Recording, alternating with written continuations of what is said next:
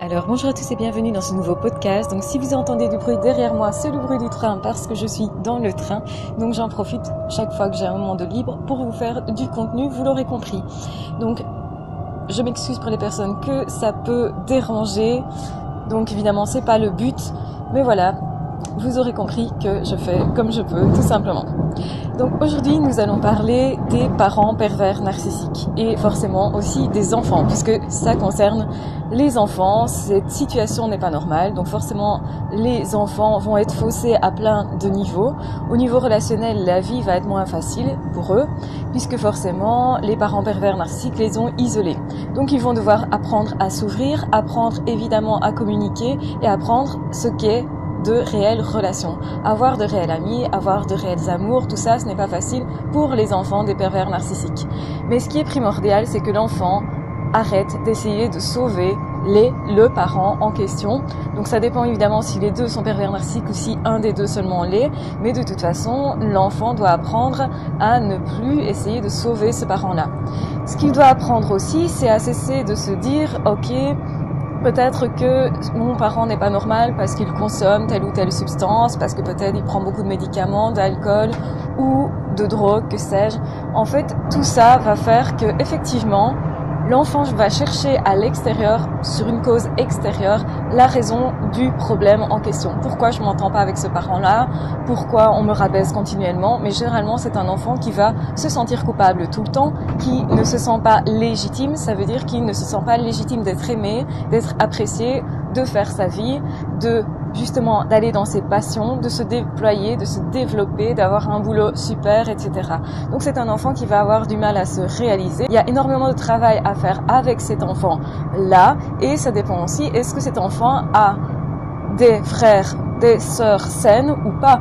Donc ça veut dire quoi? Ça veut dire que l'enfant peut effectivement avoir été épaulé par un enfant qui serait plus âgé que lui, qui l'aurait aidé justement à ce niveau-là, au niveau relationnel. Dans ce cas-là, l'enfant aura un peu plus de facilité pour se construire. Je dis bien un peu plus parce que effectivement, c'est de toute façon pas une situation idéale. On le sait tous, les premiers guides sont normalement nos parents, les premières personnes qui normalement nous protègent. Or ici, on est vraiment dans le cas inverse. Le parent pervers narcissique va tout faire pour mettre à mal son enfant, pour le mettre en danger aussi. Donc c'est un enfant qui va généralement se sacrifier, qui ne va pas prendre sa place, qui va aussi se laisser malmener par les autres. Donc c'est un enfant qui, quand il est dans des situations extrêmes où il subit de la violence, il ne va pas réagir nécessairement, il va essayer de survivre, de subsister. Et effectivement, c'est un enfant qui est forcément résilient, sinon il ne serait plus de ce monde.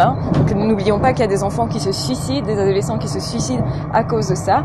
Donc c'est vraiment une situation difficile, mais l'enfant qui survit à ça a forcément en lui la capacité de résister.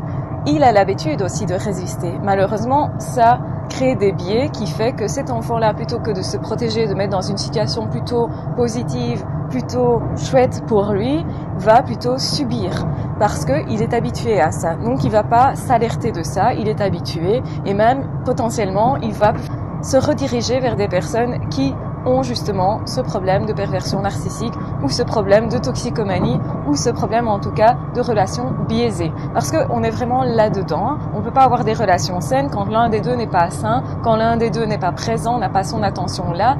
Et c'est déjà compliqué généralement quand on rencontre une personne qui est plus ou moins saine. On dit toujours plus ou moins, on est tous plus ou moins parce qu'effectivement on a tous plus ou moins des problèmes de vie déjà de par les circonstances, de ce qu'on est en train de vivre, mais aussi de par notre passé, de par notre enfance, de par notre adolescence, de par notre personnalité éventuellement, et de tout ce qui est aussi éventuellement des maladies, qu'elles soient mentales ou physiques. Tout ça va créer justement parfois des problèmes relationnels. Donc c'est déjà pas simple dans la vie normale, je veux dire, mais en plus là, l'enfant part avec un désavantage.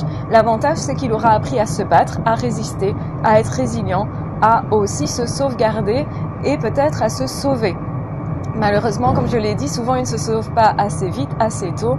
Il subit beaucoup plus qu'une autre personne parce qu'il sait qu'il peut résister beaucoup plus. Il connaît déjà ça, donc il ne s'alarme pas et il a beaucoup de mécanismes de protection. Donc c'est un enfant aussi qui va peut-être moins facilement rentrer en relation à cause de ces mécanismes de protection qu'il a appris.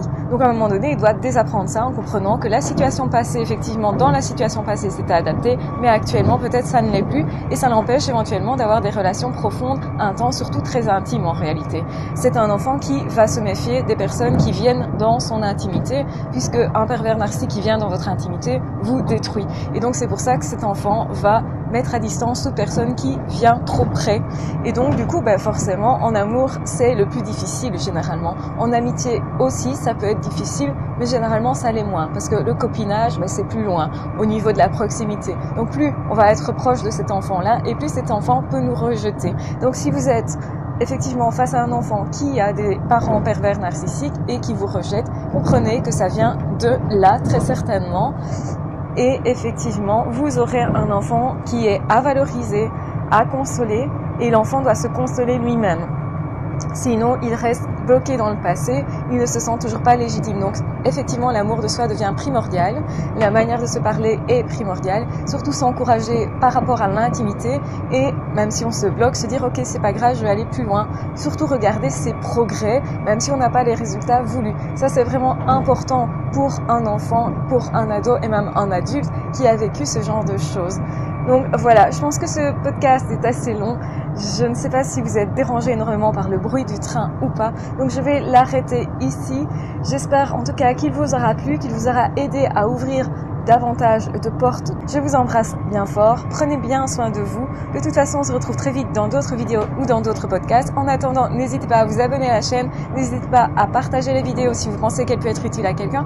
N'hésitez pas non plus à commenter, à me poser d'autres questions pour que je puisse rebondir et vous faire d'autres contenus. Et en attendant, prenez bien soin de vous. Ciao, bye bye.